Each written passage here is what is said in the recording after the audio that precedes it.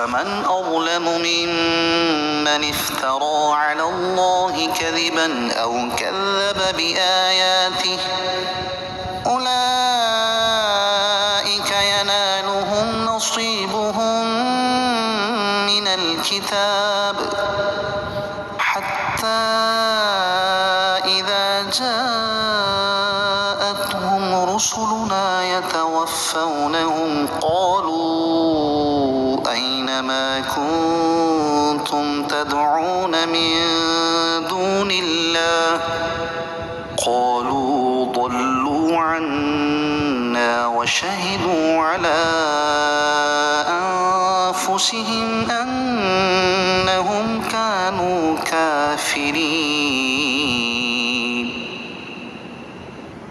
تو اس سے بڑھ کر ظالم کون جس نے اللہ پر جھوٹ باندھا یا اس کی آیتیں جھٹلائیں؟ تو انہیں ان کا لکھا ہوا حصہ پہنچتا رہے گا حتیٰ کہ جب ان کے پاس ان کی جان قبض کرنے کے لیے ہمارے بھیجے ہوئے فرشتے آتے ہیں تو وہ فرشتے ان سے کہتے ہیں وہ کہاں ہیں جن کی تم اللہ کے سوا عبادت کیا کرتے تھے؟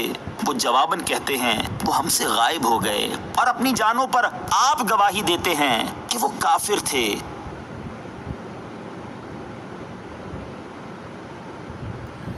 یعنی اس سے بڑا ظالم کون ہے جو اللہ تعالیٰ کی طرف وہ بات منسوب کرے جو اس نے ارشاد نہیں فرمائی، یا جو اس نے ارشاد فرمایا اسے جھٹلائے۔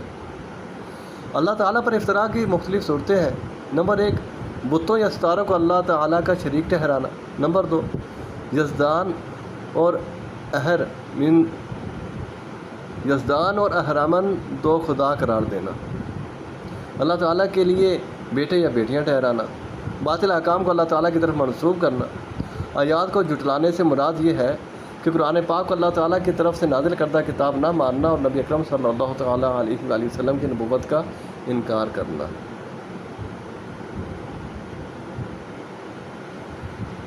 ینالہم نصیبہم من الکتاب، انہیں ان کے نصیب کا لکھا پہنچے گا۔